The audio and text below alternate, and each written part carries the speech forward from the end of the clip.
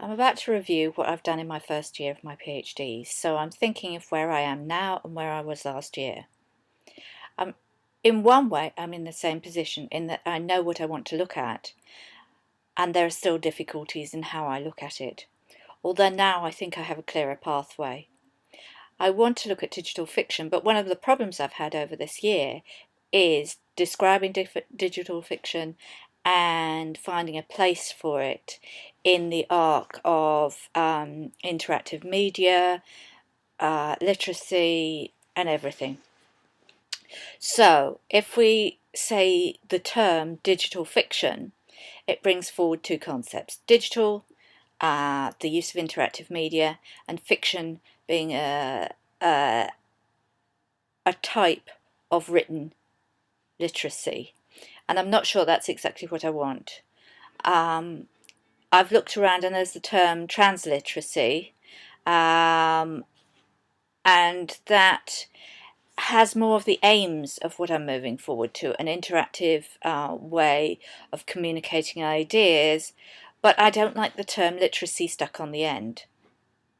Part of this work is about the fact that I want people who do fine art to move into this field. I think because I work in the arts area, I find it very limiting that people see art in one area and media in another area, whereas I think they should be more mixed, and actually there could be some really exciting creative ideas from the banging together of these two concepts and terms.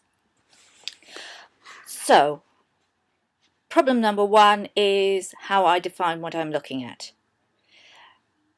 I know that there is an ebook. An ebook is a book that's copied, transferred onto a reading device, Kindle, iPad, and you read it like a book. Then there are interactive books. These are almost the same. They're a book, but they have pictures and there are interactive pages. So you can move the petals on Alice in Wonderland. You can make the books go around in other ones. It's an interactive ebook. Then I move further away and I move towards Andy Cowton's work, where you're not sure where you've come in or where the story begins. There's a middle and an end. It's loose, there are many pathways, and you choose your own pathway, and it's that random choosing your own destination and direction that I feel is more the work that I want to do.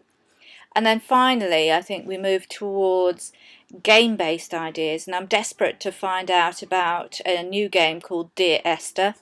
I can't download it at the moment, but they talk about it in a different way from a game, and I think this is the field that I'm working towards. So we have the definition is my initial concept, the definition of what I'm looking at. Number two, I'm going back and saying if I'm looking at something that's more game based, in the sense that it's not longitudinal. What do I mean by longitudinal? A book begins at the beginning, goes all the way through and ends at the end. It's a simple concept and in many ways it's really enjoyable. But I see no reason to call that digital fiction or transliteracy or interactive narration, because you are interacting in that you're reading and creating the stories in your mind, but the on-screen, it could take place in other places rather than in a digital environment.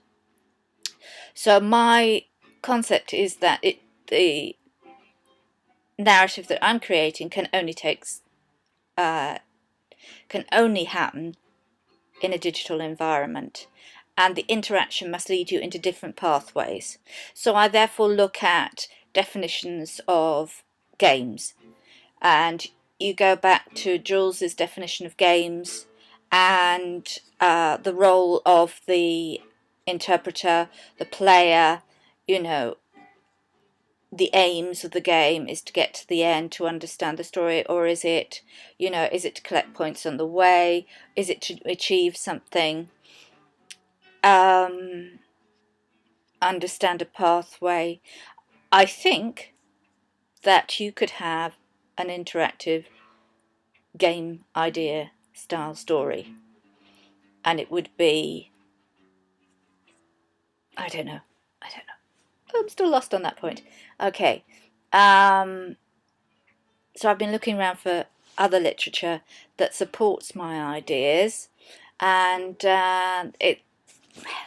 you see, what I find is that it goes back to the history of video games, and you have hypertext and all the idea of stories with words, and I keep coming back to words and words and words and words and words, and I don't want words, I want more images. So then I moved sideways. So all these have words. Although computer games don't have words, they came through a history of words. So I wanted to go back to pictures and come back to a history of gaming. So I went to picture books, children's picture books, and I looked at David Kay, and I saw picture books where two stories were continuing on the same page at the same time. So amazing things were happening in the images that were nothing to do with the storyline, and suddenly I felt as if this was a passport forward, that streams of stories wending their way through another story on the same page was perhaps something I could work on. So I'm going to look at a little bit at those type of picture books. So where have we got now? We've got defining your terms, defining what digital fiction, transliteracy or interactive narration is. Going back to create a history, a direction, a pathway forwards. So it comes from text-based stories into text-based games, into gaming, into ebooks, into interactive books, and forward from there. And then I have my section on picture books, and picture books with multi-based stories going on the same page leading forwards. So that, I think, is where I am at the end of the period now. In a bit of a mire, but with lots of exciting ideas. And I've done my Flash course, and I think that's really helped me sort of create different ideas. So I'm making short films to display the Flash I've done, and hopefully all this interactive work, keep putting the ideas up on screen, is good. And then I'm going to be working hopefully soon on a website that starts creating stories on it. Okay, let's see if this works.